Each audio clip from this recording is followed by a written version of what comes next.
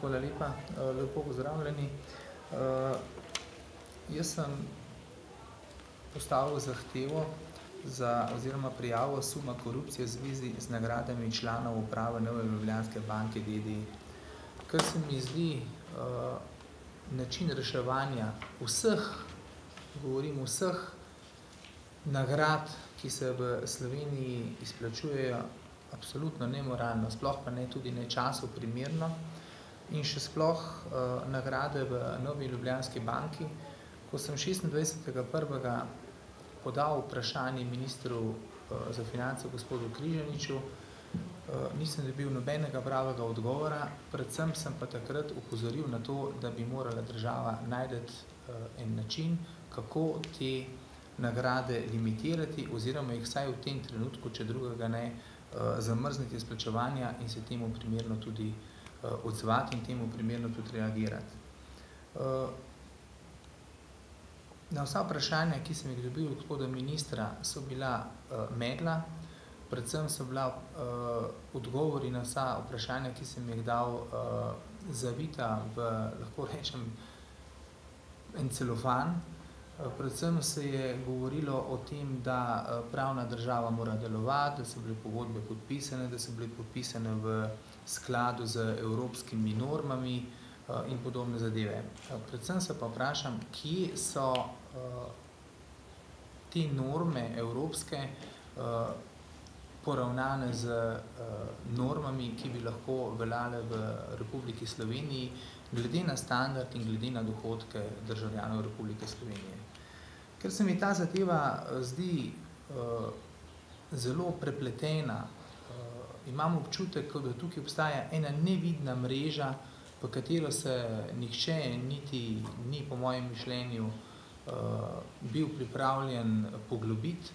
Sem to zadevo iz, lahko rečem, nekega obupa prijavil sumi za korupcije, Komisiji za preprečevanje korupcije, ker iz strani vlade, iz strani ministrov nisem dobil nobenih rešitev, sem se odločil za to pot.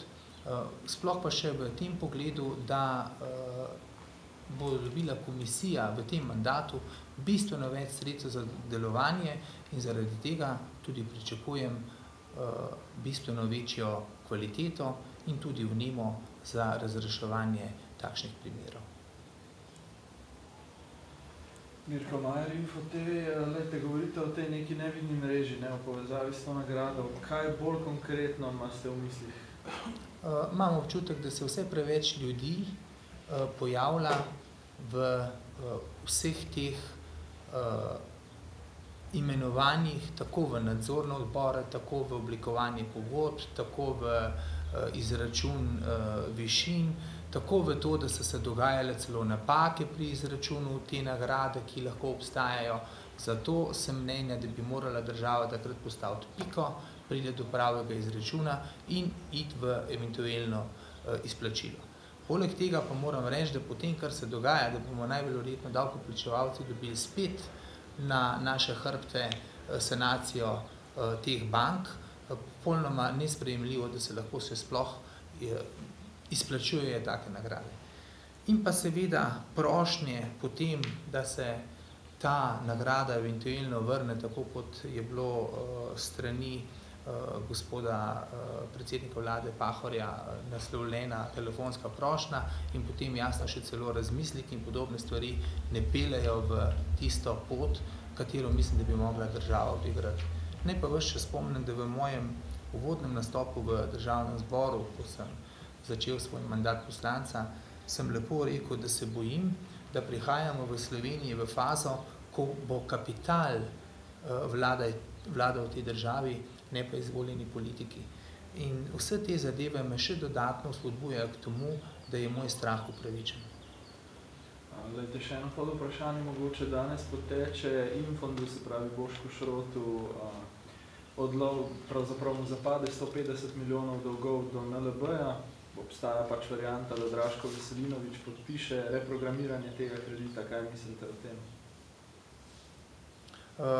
Glejte, sem eni izmed tistih, ki sigurno nisem odobraval takšne požrešnosti naših gospodarstvenikov, ki so se glede na okolice in glede na čas, ki je bil, prišli na takšna mesta, kakršno so dobili in so to peljali. Ampak za vsakim tem tenkunom vidim predvsem ljudi. Torej, če bo banka pomagala, bo pomagala tistim ljudem, ki so tam. Medtem, ker s temi tako imenovanimi tajkuni in njihovimi zadevami, ki so jih lahko speljali, mora pa država ukrepati in na en način vse to, kar se je zgodilo, imeti voljo in sanirati. Mislim, da imamo ljudi, ki so sposobni to zadevo tako opisati, da bi se to dalo tudi izvedeti.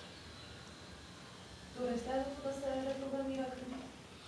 V tem trenutku sigurno, ker se bojim, da bi postali delavci v Laškem in s tem še povečanje socialnih stisk bistveno večje. Ampak poudarjam, predvsem zaradi ljudi, ki stojijo oziroma imajo svojo zaposlitev pod vodstvom teh ljudi, ki so resnično na nemoralen, nehigieničen, požrešen način pripeljali državo do te situacije, v kateri danes je.